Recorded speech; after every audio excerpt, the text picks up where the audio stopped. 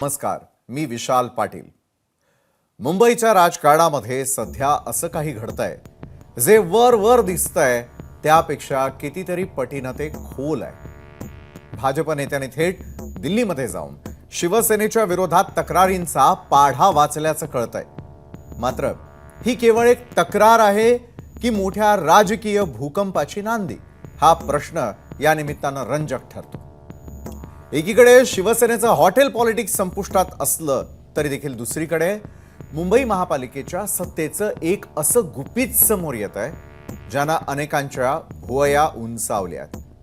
आतापर्यंत आपण ऐकलं होतं की सत्तेसाठी मॅजिक फिगर लागते, मात्र मुंबई महापालिकेच्या कायद्यातील अशा कोणत्या तरतुदी आहेत ज्यामुळे भाजपला महापौर बसवण्यासाठी बहुमताच्या आकड्याची गरजच उरणार नाहीये. जर आकड्यांची गरज नाही तर मग या मॅजिक फिगरचा बागुलबुवा नेमका कशासाठी उभा केला जातो, यामागचं खरं पॉलिटिकल इंजिनिअरिंग नेमकं काय आहे हे राजकारण एका बाजूला तापलेलं असतानाच तिकडे मुंबईपासून हाकेच्या अंतरावर असलेल्या ठाण्यातील मुंब्र्यातून आलेल्या एका विधानानं चांगलीच ठिणगी पडली आहे. मुंब्रा हिरवा करू असं म्हणणाऱ्या सहर शेख यांच्या एका वक्तव्यानं नव्या वादाला तोंड फुटलेलं आहे. त्यामुळे दिल्लीमधील त्या तक्रारींचा, महापालिकेच्या त्या गुप्त कायद्याचा आणि मुंब्र्यातील त्या वादग्रस्त विधानाचा आढावा आपण घेणार आहोत आजच्या न्यूज प्लॅनेटमध्ये. न्यूज प्लॅनेटचे सहप्रायोजक आहेत Govind milk, the happy makers.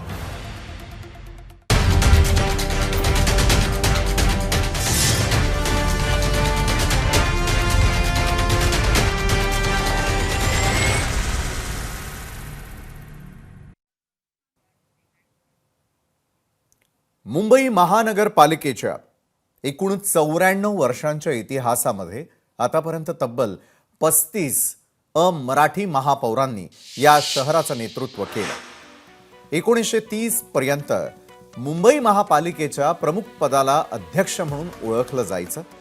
मात्र 1931 मध्ये ठराव झाला आणि महापौर हे मानाचं पद अस्तित्वात आलं. विशेष म्हणजे त्या काळी मुंबईमध्ये मराठी लोकवस्ती मोठ्या प्रमाणात असूनही पहिले महापौर होण्याचा मान जे.बी. बोमन बेहराम या अमराठी व्यक्तीला मिळाला. गेल्या 50 वर्षांच्या राजकारणावर नजर टाकल्यास 1972 ते 2022 या कालखंडामध्ये मुंबईमध्ये 7 अमराठी महापौर झाले आणि लक्षवेधी बाब म्हणजे हे 7ही महापौर काँग्रेसच्या राजवटीत झालेले होते. यामध्ये R.K. गणात्रा, मुरली देवरा यांच्यापासून ते R.R. सिंग यांच्यापर्यंतच्या नावांचा समावेश आहे. मात्र 1994 नंतर मुंबईला एकही अमराठी महापौर मिळालेला नाही. इतिहास सांगतो की शिवसेनेनं 1973 मध्ये सुधीर जोशी यांच्या रूपानं पहिला मराठी महापौर दिला आणि तेव्हापासून ही परंपरा कायम राखण्यात आली. मात्र भाजपनं शिवसेनेसोबत सत्तेत असताना अनेकदा अमराठी नगरसेवकांना उपमहापौर पदाची संधी दिली आहे बरं का. गोपाळ शेट्टी, विद्या ठाकूर ही त्याचीच काही प्रातिनिधिक उदाहरणं म्हणता येईल. मात्र सध्या वाद हा मराठी किंवा अमराठी महापौरावरून नाही आहे, तर महापौर पदावरूनच सुरू आहे. मुंबई महापालिकेत भाजपला 89 जागांवर विजय मिळवता आला आणि त्यामुळे तो सर्वात मोठा पक्ष ठरला. तर शिवसेनेला 29 जागा जिंकता आल्या. बीएमसीत महायुतीनं स्पष्ट बहुमत मिळवलेलं असताना आत्ता सत्ता संघर्ष निर्माण झालाय. भाजप आणि शिंदे सेना यांचं एकत्रित संख्याबळ 118 इतकं आहे. बहुमताचा आकडा किती आहे? 114. सत्ता स्थापनेमध्ये शिंदे सेनेची भूमिका त्यामुळे महत्वाची आहे. याचीच जाणीव असल्यानं शिंदे सेनेनं थेट 2.5 वर्ष महापौर पदाची मागणी केल्याची माहिती सूत्रांकडून मिळते. त्यात शिवसेनेचं हॉटेल पॉलिटिक्स यावरून मात्र भाजपच्या गोटामध्ये प्रचंड अस्वस्थता पसरली असल्याचंही बोललं जात आहे. तर भाजप नेत्यांनी या संदर्भात थेट दिल्ली गाठलेली आहे. केंद्रीय नेतृत्वाकडे आपली नाराजी भेटून त्यांनी व्यक्त केली. सूत्रांच्या माहितीनुसार भाजपच्या मते जागा वाटपाच्या वेळी एकनाथ शिंदे यांनी हट्ट धरून 90 जागा घेतल्या मात्र त्यांना केवळ 29 जागांवरच विजय मिळवता आला. या उलट भाजपनं 135 जागा लढवून 89 जागा जिंकत आपला गड राखलाय. जर या जास्तीच्या जागा भाजपनं लढवल्या असत्या तर भाजपनं स्वबळावर 100चा आकडा सहज पार केला असता आणि महायुतीला काठावरच्या बहुमताऐवजी स्पष्ट बहुमत मिळालं असतं असा दावा आता भाजप नेत्यांकडूनच केला जाऊ लागलाय. तसंच मुंबईमध्ये भाजपच्या पराभवाला किंवा कमी पडलेल्या जागांना उपमुख्यमंत्री एकनाथ शिंदे यांची शिवसेना जबाबदार असल्याची भावना भाजप नेत्यांनी व्यक्त केलेली आहे. शिवसेनेच्या सुमार कामगिरीमुळे भाजपचा स्ट्राईक रेट घसरलेला असून याचा थेट फटका महायुतीच्या एकूण संख्याबळाला बसला असल्याच्या चर्चा भाजपच्या गोटात सुरू असल्याचं देखील कळत आहे. दरम्यान केवळ जागा वाटपच नाही तर निवडणुकीनंतर एकनाथ शिंदे यांच्याकडून सुरू असलेल्या हॉटेल पॉलिटिक्सवरही भाजप नेत्यांनी गंभीर आक्षेप घेतलाय.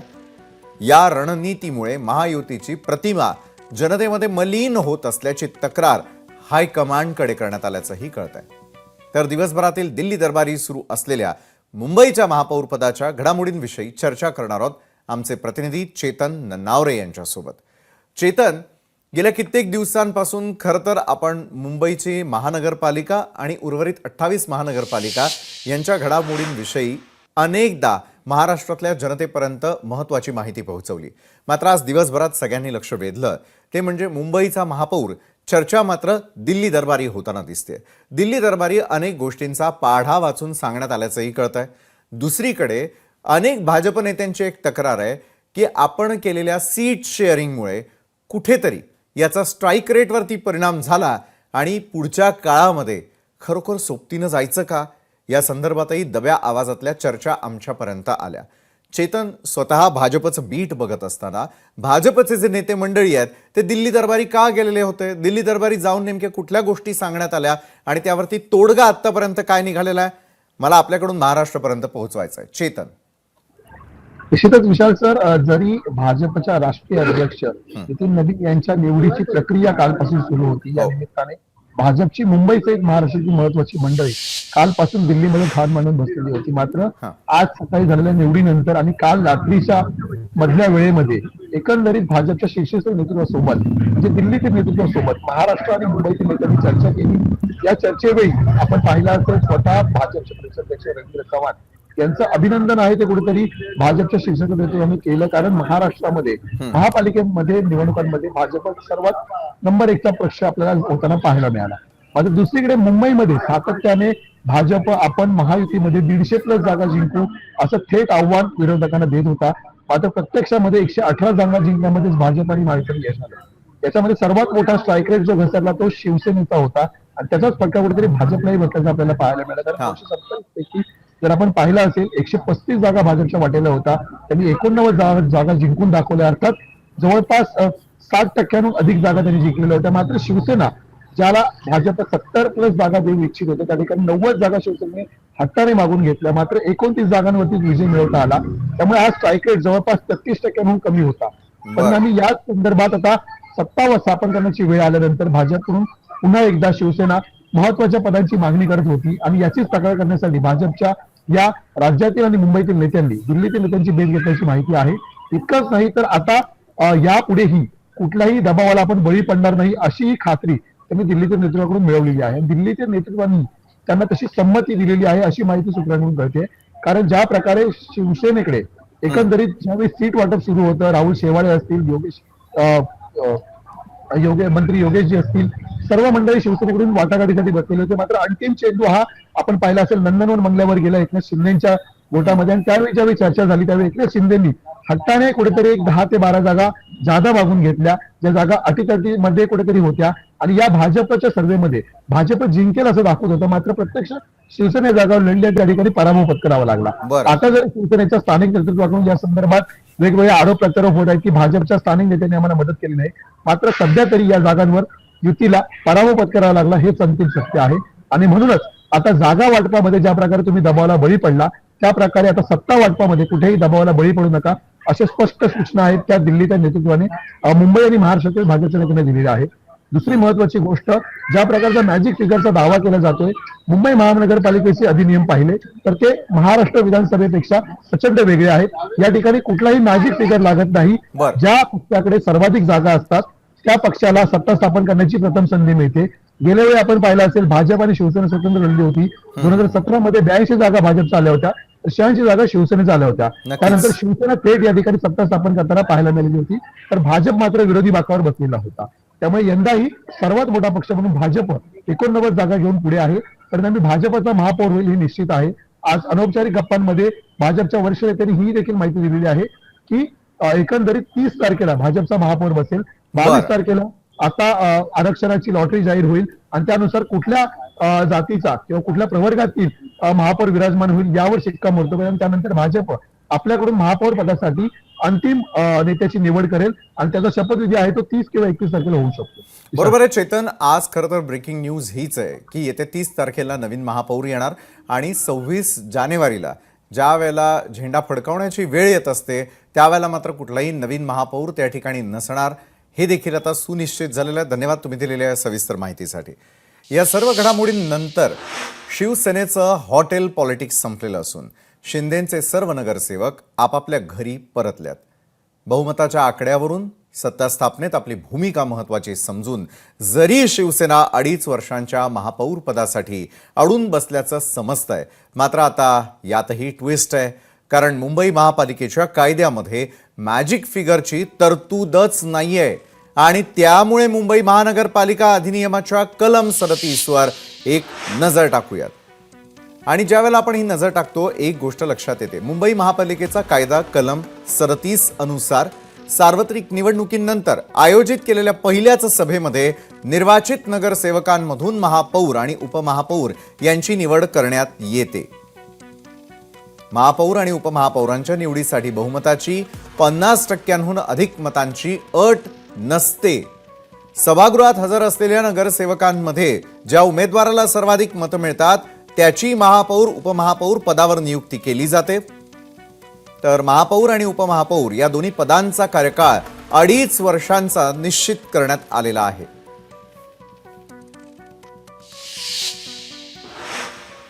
बरं, एकूणच काय तर शिंदेनी वेगळी वेगळी वाट धरण्याचा निर्णय घेतलेला होता. त्या महत्त्वाच्या मुद्द्याकडे जाण्याआधी अधिक चर्चा करण्यासाठी आपल्या सोबत आहेत विधिमंडळाचे माजी सचिव डॉक्टर अनंत कळसे. डॉक्टर अनंत, आपलं खूप खूप स्वागत आहे आजच्या या चर्चासत्रामध्ये. एक गोष्ट आहे की चक्राकार आरक्षण पद्धती नेमकी काय आहे? मुंबई महापालिकेचा महापौर बसवण्यासाठी ज्यावेळेला अशा प्रकारची सोडत काढण्यावरती घोडं कुठेतरी अडलेलं असताना ही एकंदरीत निवडणुकीची म्हणजेच महापौर निवडीची प्रक्रिया नेमकी काय आहे? कलम 37 जे आहे, जे सध्या चर्चेचा विषय ठरताना दिसतंय, त्याविषयी देखील आपण प्रकाश टाकाल, महाराष्ट्रातल्या प्रेक्षकांना कळू द्या. डॉक्टर अनंत, यामध्ये एक स्पष्ट आहे की कलम 37 मध्ये महापौर आणि उपमहापौर यांच्या निवडीची प्रक्रिया आहे आणि ही निवड साध्या बहुमताने होते. याला काही स्पेशल मेजॉरिटी, 2/3 मेजॉरिटी जशी विधानसभेमध्ये आपण बघतो किंवा लोकसभेमध्ये बघतो तसं काही कुठलीही तरतूद अशी नाहीये. साध्या बहुमताने, म्हणजे आता 227 सदस्य आहेत आणि समजा त्या बैठकीमध्ये 227 ऐवजी 200 सदस्य उपस्थित राहिले तर ज्याला 50% जास्त मतं पडेल तो महापौर निवडून येईल.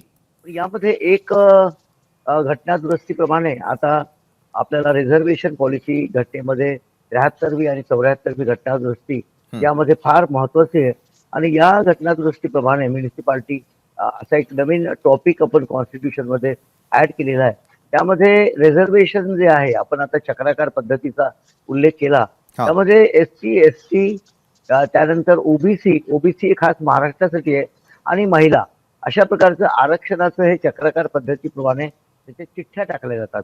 यामध्ये पद्धती अशी आहे, एका बॉक्समध्ये सगळं ठेवलं जातं प्रत्येक म्युनिसिपल कॉर्पोरेशनचं आणि त्यामधून एक चिठ्ठी काढली जाते. अत्यंत ट्रान्सपरंट पद्धती आहे ती, यामध्ये असं कॉम्प्लिकेशन असं काहीच नाही आणि ज्याची चिठ्ठी निघेल, आता ऑफकोर्स आता सध्याचा मुंबईचा महापौर हा खुल्या प्रवर्गातील होता, त्यामुळे आता खुल्या प्रवर्गाला हे आरक्षण हे चिठ्ठी टाकली जाणार नाही आणि जे SC ST आणि ओबीसी आणि महिला यांच्यासाठी ही चिठ्ठी टाकली जाईल आणि ती चिठ्ठी उघडली जाईल आणि सगळ्यांच्या समोर होईल. त्यामध्ये नगरविकास विभागाचं डायरेक्शन महत्वाचं असेल, त्यांनी अधिसूचना या संदर्भात मला वाटतं काढलेली आहे आणि त्या अधिसूचनेच्या प्रमाणे कायद्याच्या तरतुदीप्रमाणे हे आरक्षण काढलं जाईल आणि मग काढल्यानंतर प्रत्येक पक्षाचा त्या कॅटेगरीचा उमेदवार तो महापौर पदासाठी तो म्हणजे पात्रता फेरीत पात्रता असेल आणि त्याप्रमाणे त्यांचे मग नॉमिनेशन वगैरे घेण्याची त्याप्रमाणे त्यामुळे ही चक्राकार जी पद्धती आहे रोटेशन आहे एसटी एसटी अशा प्रकारचे रोटेशन आहे आणि या रोटेशन प्रमाणे ती कॅटेगरी जी आहे त्या कॅटेगरी प्रमाणे त्या चिठ्ठ्या ठेवल्या जातील. आता खुल्या प्रवर्गाची चिठ्ठी यावेळेस ठेवली जाणार नाही. आता एससी एसटी आणि ओबीसी आणि महिला अशी चिठ्ठी ठेवली जाईल आणि याच्यामधून जी निघेल चिठ्ठी निघेल त्या प्रवर्गाचा तो महापौर फॉर्म भरू शकेल आणि नॉमिनेशन फॉर्म त्याचं झाल्यानंतर बघा आपण कलम 37चा उल्लेख केला कॉर्पोरेशनच्या कायद्यातला त्या कलमाच्या तरतुदीप्रमाणे तो महापौर निवडू शकतो. बरोबर आहे. जाता जाता फक्त एक सस्पेन्स जो आम्हालाही जाणून घ्यायचा आहे, सर्वसामान्य नागरिकांनाही जाणून घ्यायचा आहे. डॉक्टर अनंत कळसे, यंदा कुठल्या प्रवर्गासाठी रिझर्वेशन कदाचित येऊ शकतं, कोण महापौरपदी विराजमान होऊ शकतं, असा एक साधारण अंदाज आपण बांधू शकतो असं वाटतंय डॉक्टर अनंत? नाही, यामध्ये आता हे कसं आहे की खुल्या प्रवर्गासाठी तर नसणार, कारण आता मागच्या वर्षी खुल्या प्रवर्गासाठी चिठ्ठी म्हणजे आरक्षण निघालं होतं, सोडत निघाली होती. त्यामुळे यावेळेस जे आहे एसटी एसटी आणि महिला आणि त्याच्यामधल्या महिलाचं जे आपलं कॉन्स्टिट्यूशन प्रमाणे जे रिझर्वेशन आहे त्या तसंच तो महापौर त्याप्रमाणे निवडून येऊ शकतो. पण आता कुठली चिठ्ठी निघेल हे आता आपल्याला काही असं नेमकं सांगता येणार नाही. एससीची निघू शकते, एसटीची निघू शकते, तर महिला निघू शकतो, त्या एससी एसटी कॅटेगरी मधली महिला, असंही या प्रोसिजर प्रमाणे जे होईल आणि मंत्रालय आणि शासनाच्या मार्गदर्शन सूचनाप्रमाणे कायद्याच्या तरतुदीप्रमाणे ही चिठ्ठी काढली जाईल आणि अत्यंत ट्रान्सपरंट प्रोसिजर आहे ही. खरोखर तुम्हाला सांगतो ही प्रोसिजर जी आहे यामध्ये कसल्याही प्रकारचा वाव नाही, सगळ्यांच्या समोर ही चिठ्ठी काढली जाते. त्यामुळे यामध्ये आता बघू आता काय होतं. नक्कीच. धन्यवाद डॉक्टर अनंत कळसे. तुम्ही लोकशाही बरोबर आमच्याबरोबर जोडला गेलात आणि आमच्या प्रेक्षकांपर्यंत ही माहिती पोहोचवलीत त्यासाठी. एकूणच काय तर शिंदेंनी वेगवेगळी वाट जरी धरली तरी भाजप आपल्या संख्याबळावर स्वतःचा महापौर बसवू शकतो.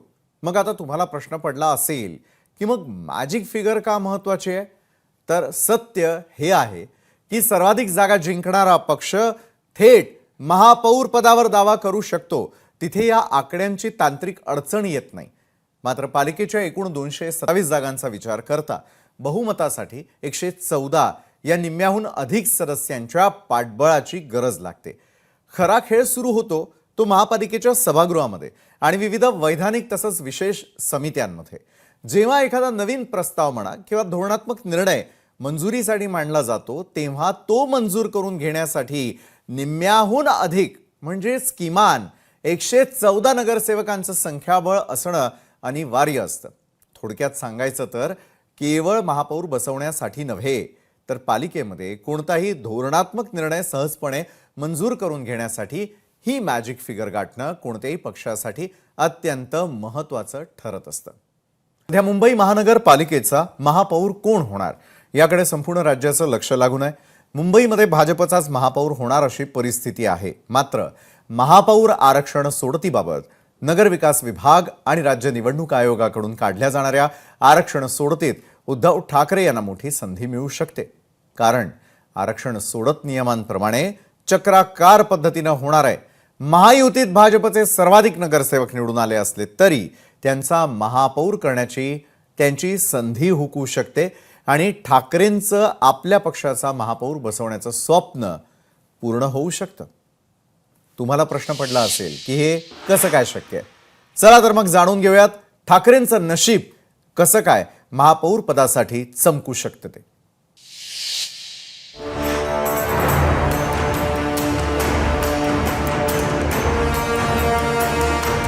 मुंबई महानगरपालिकेचा महापौर कोण होणार?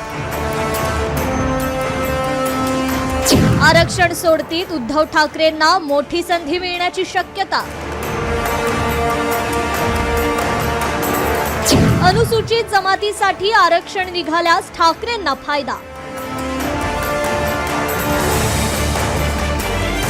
महायुतीकडे अनुसूचित जमाती प्रवर्गासाठी नगरसेवकच नाही.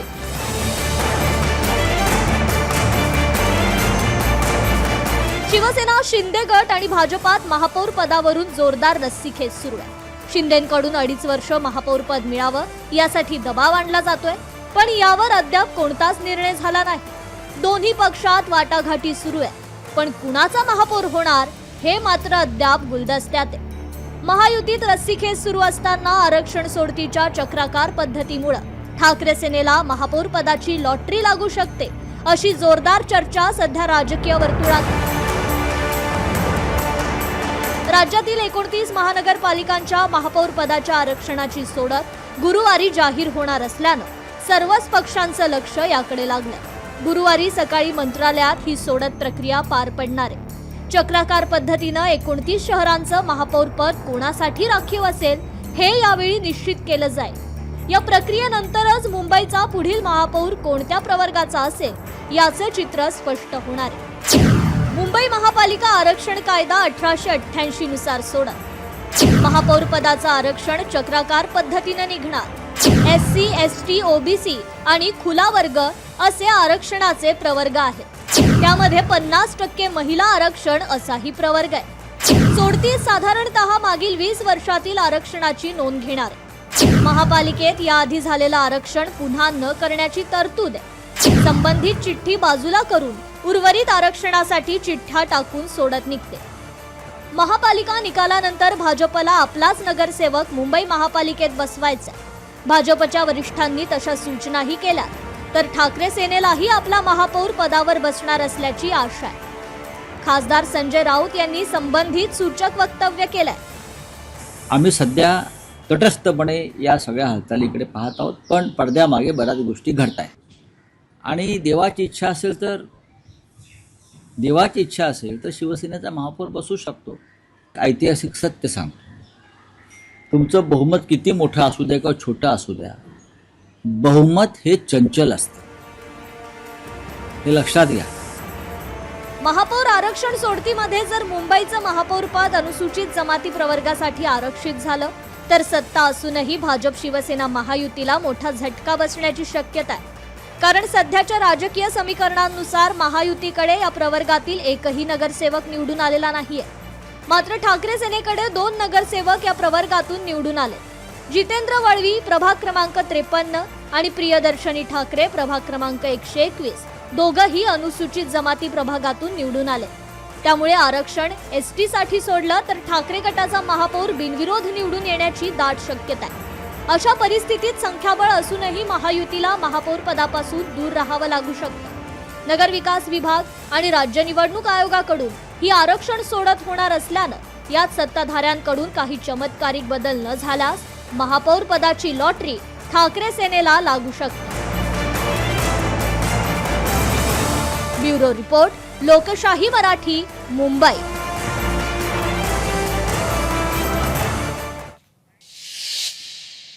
आणि आरक्षण सोडतीच्या चक्राकार पद्धतीबाबत अधिक माहिती देण्यासाठी आपल्यासोबत आहेत पालिका निवडणूक तज्ज्ञ सचिन धांजी. सचिनजी, आपलं खूप खूप स्वागत. महत्त्वाचं आणि मूळ म्हणजे आम्ही दाखवलेला आत्ताचा रिपोर्ट आपण देखील पाहिला असेल आणि ऐकला असेल. महाराष्ट्रभरासमोर एकच प्रश्न आहे की मुंबईचा महापौर नेमका कोण होणार. चक्राकार आरक्षण पद्धती असेल, त्यानंतर होणारी सोडतीची जी पद्धत आहे त्याविषयी तर मला जाणून घ्यायचं आहे. यंदा मात्र जर संधी मिळाली तर मात्र ज्या प्रकारे एक शक्यता आम्ही वर्तवलेली आहे ती शक्यता प्रत्यक्षात खरी ठरू शकते का? सचिनजी, मला वाटतं अशी शक्यता माध्यमांनी वर्तवली आहे. आणि गेल्या 20 वर्षांमध्ये जर आपण पाहिलं तर अनुसूचित जमातीचं आरक्षण पडलेलं नाही. आणि या संदर्भात आम्ही ज्या वेळेला मागील 20 वर्ष माहिती घेण्याचा जेव्हा प्रयत्न केला तर बरं, अनुसूचित जमातीच्या केवळ 2च जागा आहेत, एक महिला आणि एक पुरुष. बरोबर. त्यामुळे जनरली सर्वसाधारणपणे अशा प्रकारचं आरक्षण टाकलं जात नाही, अशा प्रकारचीच माहिती मिळत आली आहे.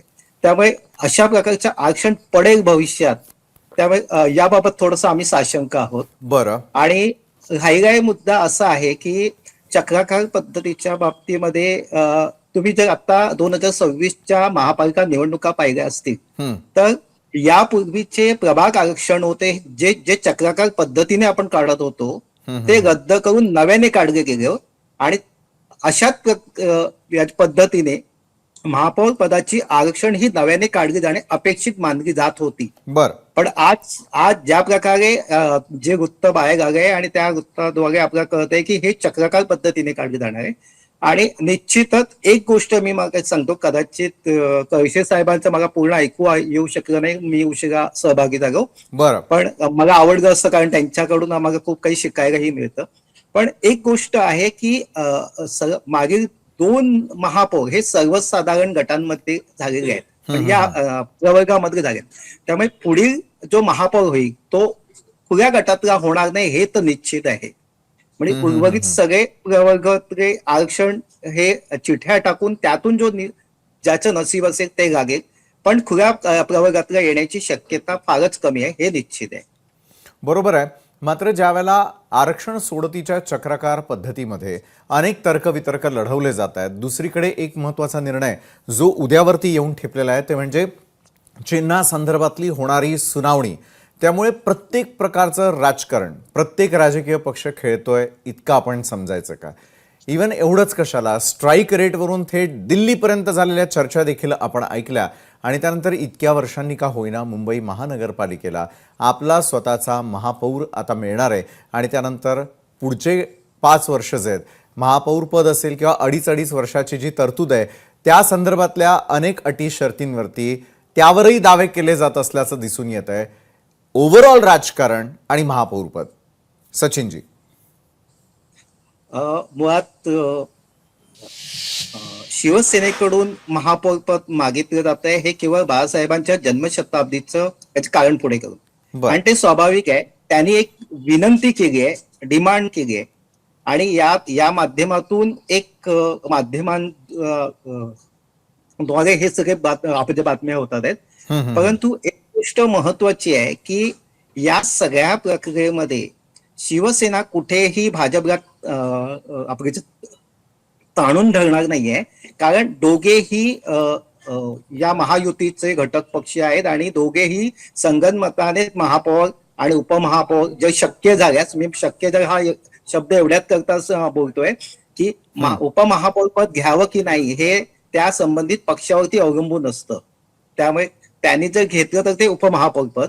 पण ज्या प्रकारे मला असं वाटतंय की यापूर्वी शिवसेना आणि भाजप यांची युती होती आणि या युतीमध्ये भाजपच्या वाट्याला ज्या उपमहापौर पद जायचं, सुधार समिती जायची, शिक्षण समिती जायची किंवा वैधानिक समिती, विशेष समित्यामधल्या काही समित्या जायचे, तशा प्रकारे विभागणी होऊ शकते. म्हणजे या युतीच्या काळामध्ये युतीमध्ये पूर्वी शिवसेना हा मोठा पक्ष भाऊ होता, आता या युतीमध्ये भाजप हा मोठा भाऊ आहे आणि शिवसेना हा छोटा भाऊ आहे. त्यामुळे पूर्वी भाजपच्या वाट्याला ज्या ज्या कमिट्या येत होत्या त्या आता शिवसेनेच्या वाट्याला येतील.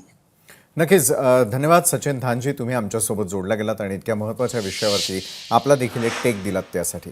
एकूणच काय तर तुमच्या लक्षात आतापर्यंत आलं असेलच, जर मुंबईचं महापौर पद अनुसूचित जमाती म्हणजे ST प्रवर्गासाठी आरक्षित झालं तर सत्ताधारी भाजप शिवसेना महायुतीला मोठा राजकीय धक्का बसू शकतो.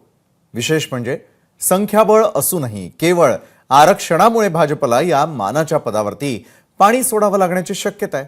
अशा परिस्थितीत संख्याबळात मागं असूनही उद्धव ठाकरेंची शिवसेना मात्र बाजी मारू शकते आणि त्यामुळे आगामी महापालिका निवडणुकीत भाजप सर्व काही जिंकूनही महापौर पद गमावणार का?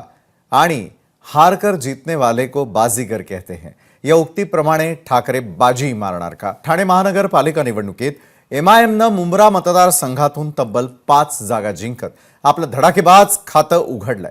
या विजयानं आमदार जितेंद्र आव्हाड यांच्या समोर मोठं राजकीय आव्हान उभं राहिलंय. या सत्तेच्या संघर्षात सर्वात मोठा ट्विस्ट केव्हा आला, जेव्हा आव्हाडांचे कट्टर समर्थक मानले जाणारे युनुस खान यांनी बंड पुकारलं. आपल्या मुलीची उमेदवारी नाकारल्यानंतर युनुस खान यांनी MIMची वाट धरली आणि आपल्या मुलीला निवडून आणत आव्हाडांना जोरदार धक्का दिला.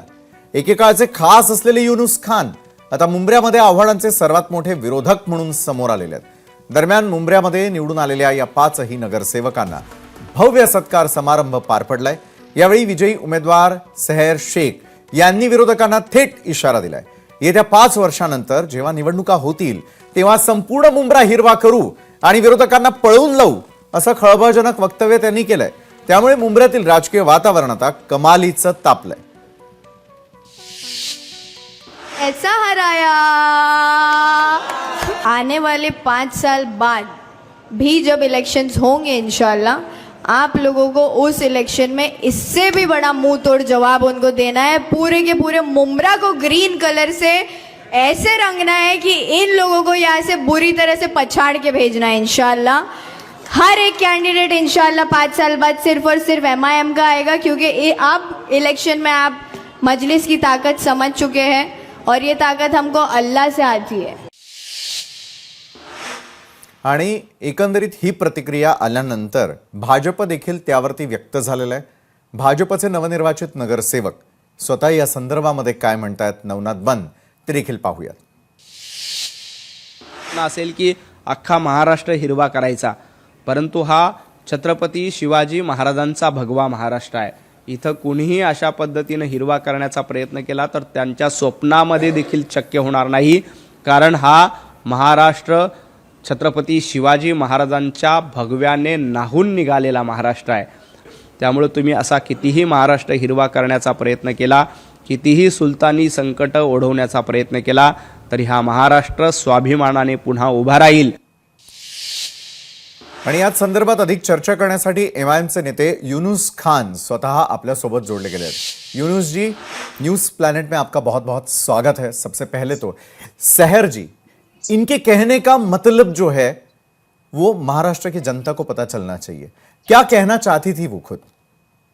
देखिए, ये जो कलर से जात को जोड़ा जाता है, ये जी जी बिल्कुल गलत बात है. ना हरा कलर मुसलमानों के लिए फिक्स है, ना भगवा कलर हिंदुओं के लिए फिक्स है. हम अजमेर जाते हैं तो हम भगवा सापा बांधते हैं, भगवा धागा अजमेर का बांधते हैं.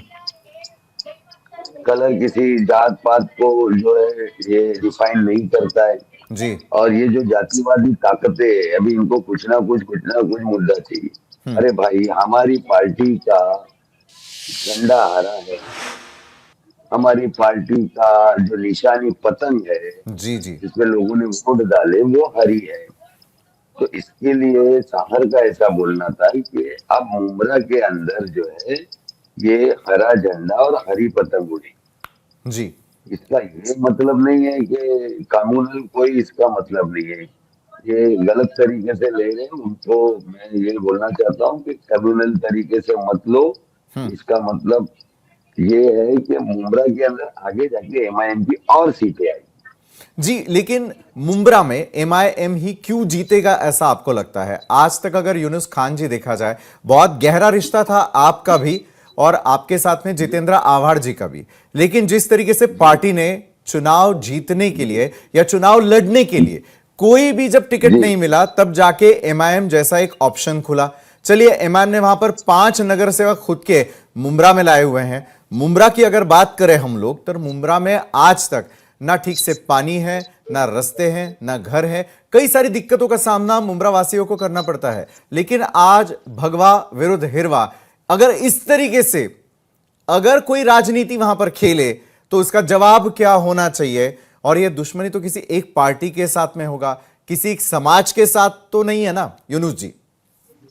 बिल्कुल नहीं, बिल्कुल नहीं. हमारी जो लड़ाई हमने अभी इलेक्शन में, हमारे मुद्दे डेवलपमेंट के थे, लोगों की रोजगार के थे. जी. यहाँ पर हॉस्पिटल और डिग्री कॉलेज के थे. जो 15 साल से यहाँ पर अंदर था, उसने जो कुछ काम नहीं किया उसको हमने उजागर किया.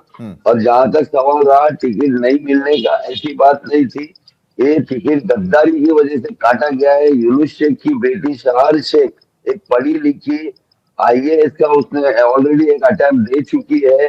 जी. वो ऐसी बच्ची को आगे नहीं आने देने के लिए षड्यंत्र रच के उसकी टिकट को रोक के काटने का काम किया गया, जिससे मुंब्रा की जनता में एक किसने आक्रोश किया पैदा हो ये गया. यूनुस जी? हम नाम जानना चाहते हैं. ये MLA जितेंद्र आव्हाड ने किया. जी, क्या वजह रही होगी? हाँ, वजह अभी उनको पूछो, आप उनको वो पूछो कि उनको किन किन लोगों ने उस साजिश के अंदर जो लोग थे, वो लोग शामिल थे, वो आपको बताएंगे. हमारे को तो उन्होंने यही बोला कि मेरे को ब्लैकमेल किया गया, मैं ब्लैकमेल होके मैंने किया और ये लोग ने मेरे को ब्लैकमेल किया. अच्छा. तो और वो पीरियड के अंदर हमारे लिए कांग्रेस बी फॉर्म लेके खड़ी थी, हमारे लिए एमआईएम भी फॉर्म लेके खड़ी थी। एमआईएम का अप्रोच थोड़ा ज्यादा था। उस वक्त मैं हॉस्पिटल में एडमिट था, मॉर्निंग में मुझे अटैक आया था, मैं हॉस्पिटल में था, बेटी अकेली थी। जी बेटी के साथ मेरे कुछ लोग थे। एमआईएम वालों ने अप्रोच किया और उन्होंने एमआईएम से भी फॉर्म भरा और यहाँ की जनता ने जो एनसीपी एसपी के चारों कैंडिडेट को सुना दिया हमारे पैनल में। जी और अजीत दादा पवार के एनसीपी को भी सुला दी, सभी को सुला दी और एमआईएम के चारों कैंडिडेट को जिता के लाई, सिर्फ इसीलिए कि मुमरा की बच्ची के साथ में जो नाइंसाफी इन्होंने की थी उसको इंसाफ दिलाने का काम यहाँ की जनता ने किया है। कोई हिरुआ और भगवा का मैटर नहीं है।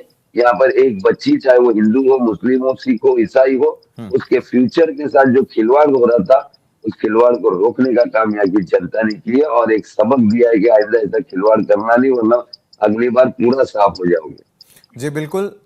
लेकिन युनुस जी बहुत बहुत शुक्रिया हमसे बातचीत करने के लिए. मात्र मुंब्र्यामध्ये ज्या प्रकारे एमआयएमनं त्या ठिकाणी प्रवेश केलेला आहे, एमआयएमचे एकूण 5 नगरसेवक त्या ठिकाणी निवडून आलेले आहेत.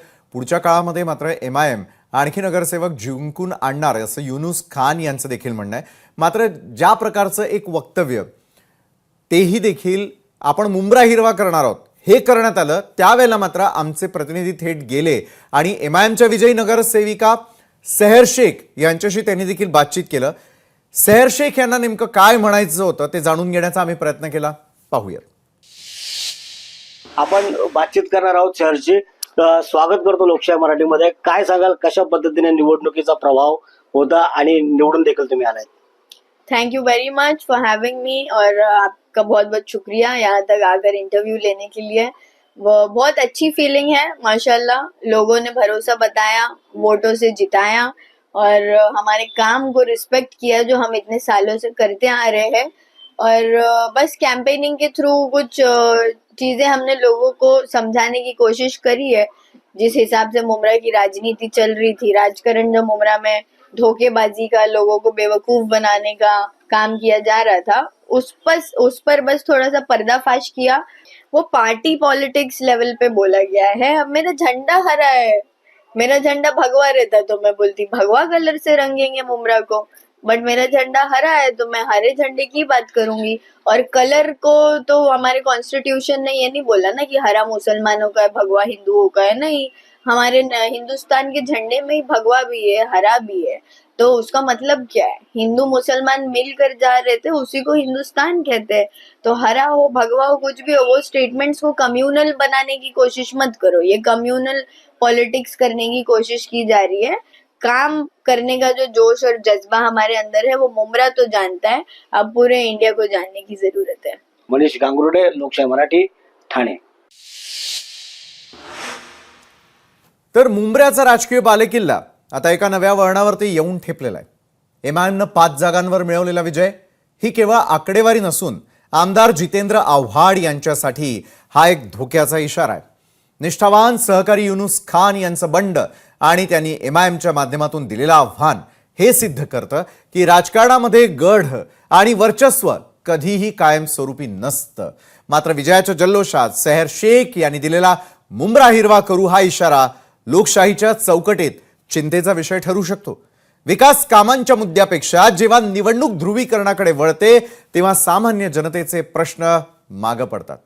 आव्हाडांच्या या वर्चस्वाला मिळालेलं हे आव्हान मुंब्र्याच्या विकासाला गती देणार की केवळ सत्ता संघर्षातच गुरफटलं जाणार हे येणारा काळ ठरवेल.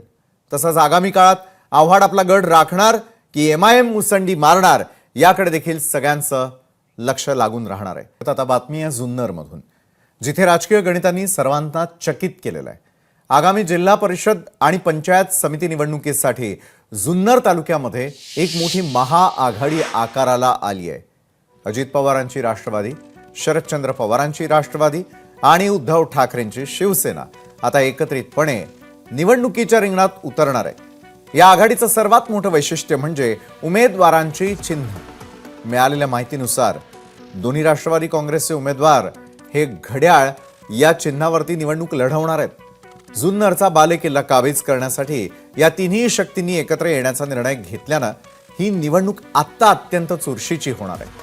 एकाच व्यासपीठावर दोन्ही राष्ट्रवादीचे कार्यकर्ते आणि शिवसैनिक एकत्र काम करताना दिसणार आहेत. शरद पवारांच्या राष्ट्रवादीचे खासदार डॉक्टर अमोल कोल्हे आणि अजित पवारांच्या राष्ट्रवादीचे माजी आमदार अतुल बेनके यांच्या या नव्या प्रयोगामुळे विरोधकांसमोर मोठं आव्हान उभं राहिलेलं आहे. या महाआघाडीमुळे जुन्नरमधील राजकीय गणित पूर्णपणे उलटी पालटी झालेली असून मतदारांचा कौल कुणाकडे जातो हे पाहणं देखील महत्त्वाचं ठरणार आहे. याबाबत खासदार अमोल कोल्हे, माजी आमदार अतुल बेनके आणि शिवसेनेचे दिलीप बामणे यांच्यासोबत एक्सक्लुझिव्ह बातचीत केलेली आहे. आमचे प्रतिनिधी साई दीप ढोबळे यांनी. सोबत ही जे सगळा योग घडून आणणारे खासदार अमोल कोल्हे आहेत. दादा, हे कसं जुळून आणलं हे समीकरण? एकत्रित पाहिलं तर अनेक ठिकाणी मत वेगळे येतात. हे खरं तर स्थानिक स्वराज्य संस्थांच्या निवडणुका जेव्हा पण असतात तेव्हा या निवडणुका मुख्यत्वे कार्यकर्त्यांच्या निवडणुका असतात आणि या निवडणुका कायम खूप थिन मार्जिननी लढल्या जातात. आणि या थिन मार्जिननी जेव्हा निवडणुका लढल्या जातात तेव्हा समविचारी मतांची विभागणी टाळणं हे कार्यकर्त्यांच्या हिताचं असतं. आणि त्यामुळे कार्यकर्त्यांचा जेव्हा जेव्हा कानोसा घेतला त्यावेळी कार्यकर्त्यांची हीच भूमिका आली की आपण दोन्ही राष्ट्रवादी एकत्र येऊन ही जर निवडणूक लढली तर ते जास्त फायदेशीर ठरेल. जुन्नर तालुक्यातल्या शिवसैनिकांनी जी भूमिका बजावली त्यानंतर आम्ही जे तालुका संपर्क प्रमुख दिलीपदादा बामणे यांच्याशी चर्चा केली, त्यांनी त्यांच्या वरिष्ठ नेत्यांशी चर्चा केली आणि त्यानुसार जुन्नर तालुक्यामध्ये दोन्ही राष्ट्रवादी काँग्रेस आणि शिवसेना उद्धव बाळासाहेब ठाकरे असं आम्ही एकत्र ही निवडणूक लढवतो. कन्फ्युजन टाळण्याच्या दृष्टिकोनातून आम्ही हा निर्णय घेतला की राष्ट्रवादी काँग्रेसचे जे कार्यकर्ते आहेत हे घड्याळ या एकाच चिन्हावर निवडणूक लढवतील आणि शिवसेना उद्धव बाळासाहेब ठाकरे पक्षाचे कार्यकर्ते मशाल या एकाच चिन्हावर लढवतील. त्यांना असं सांगितलं की माझा पराभवाचं मला एवढं वाईट वाटत नाही, पण साहेबांना दादा वेगळे आहेत त्याचं खूप वाईट वाटतं. ते एकत्र आले तर त्याचा मला त्याचा आनंद खूप राहील. म्हणून आज मला खूप आनंद वाटतोय आणि मलाच नाही तर जुन्नर तालुक्यातल्या प्रत्येक राष्ट्रवादी प्रेमीला आनंद आहे. त्यानंतर कोल्हे साहेब जेव्हा आले तेव्हा परत आम्ही बैठका घेतल्या आणि एक विचार मांडला गेला की आपण एकच चिन्ह लढलं तर काय होईल, त्याच्यावरून अजून आनंद झाला. आमच्याबरोबर पहिल्यांदा जो पक्ष आहे आमचा महाविकास आघाडीचा, शरदचंद्रजी पवार, त्याच्याबरोबर कोल्हे साहेब आहेत. या सगळ्यांच्यामुळे आमच्या वरिष्ठांशी आम्ही जेव्हा बोललो त्यावेळेला घड्याळाबरोबर जायचा निर्णय एकत्रित घेतला गेला आणि त्यामुळे आम्ही आहोत. आणि जसं अतुल शेठ बोलले किंवा कोल्हे साहेब बोलले त्याप्रमाणे आम्ही इथे चांगल्या प्रकारे लढत देऊ. साजीव ढोबे, लोकशाही न्यूज, जुन्नर, पुणे. तर यंदाच्या महापालिका निवडणुकांमध्ये देखील राष्ट्रवादीने एक वेगळा प्रयोग करण्याचा निर्णय घेतलेला होता. एरवी महायुतीमध्ये केवळ अजितदादा पवार हेच सत्ताधाऱ्यांबरोबर आहे, तर विरोधकांच्या महाविकास आघाडीमध्ये आहे शरदचंद्र पवारांची राष्ट्रवादी काँग्रेस. मात्र यंदा आपला पुण्यातला बालेकिल्ला वाचवण्यासाठी म्हणजेच पुणे महापालिका निवडणूक आपल्या खात्यात जमा व्हावी यासाठी दोन्ही राष्ट्रवादीनं एकत्र येत आपले उमेदवार उभे करण्याचा आणि राष्ट्रवादीचा हा वेगळा प्रयोग देखील त्या ठिकाणी पार पडला होता, जो पूर्णपणे यशस्वी नसल्याचं दिसून आलं. मात्र यंदाच्या जुन्नरमध्ये तरी देखील दोन्ही राष्ट्रवादी एकत्र येत घड्याळ या चिन्हावरती दोन्ही उमेदवार लढतील. यामध्ये तरी ते आता करिश्मा दाखवू शकणार का यावर आपल्याला सगळ्यांना अवलंबून राहावं लागणार आहे. काही काळ वाट पाहावी लागणार आहे. वळूयात पुढे. जगातील सर्वात बलाढ्य देश अशी ओळख मिरवणाऱ्या अमेरिकेचे अध्यक्ष डोनाल्ड ट्रम्प यांचं वागणं दिवसागणिक अधिकाधिक धक्कादायक आणि अनपेक्षित होऊ लागलंय. माझी बॅट माझीच बॅटिंग असाच काहीसा बालहट्ट ट्रम्प यांच्या अलीकडच्या वागण्यातून आणि वक्तव्यातून समोर येतो. त्यांच्या मनासारखं काही घडलं नाही तर आवाजवी संताप व्यक्त करण्याचे प्रकार अलीकडे सर्रासपणे समोर येत आहेत. त्यांना शांततेचा नोबेल दिला नाही म्हणून त्यांनी व्यक्त केलेला संताप आता जगभरामध्ये चर्चेचा विषय ठरलाय. संबंधित पत्र आता जगभरामध्ये व्हायरल होत आहे.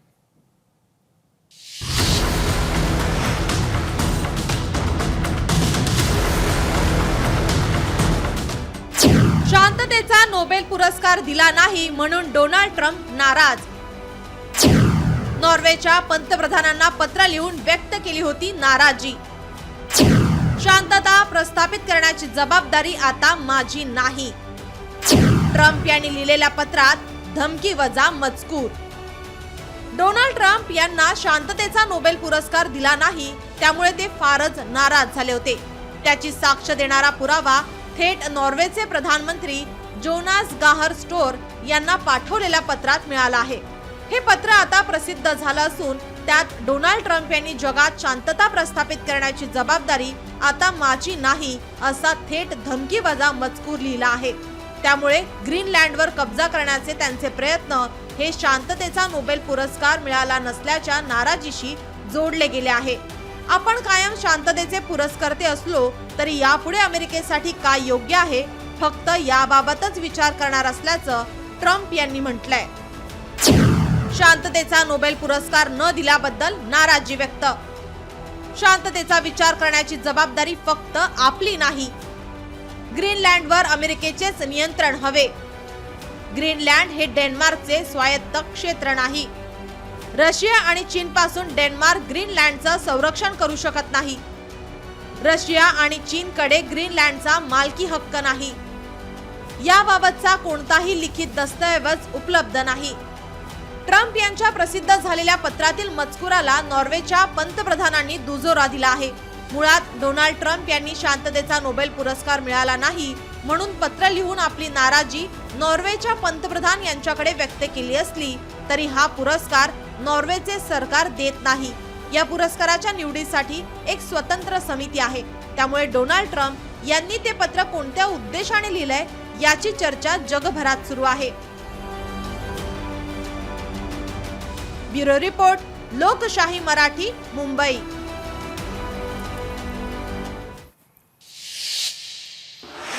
राजच्या न्यूज प्लॅनेटमध्ये आता वेळ झालेली इथंच थांबण्याची. ताज्या घडामोडींसाठी पाहायला विसरू नका लोकशाही मराठी.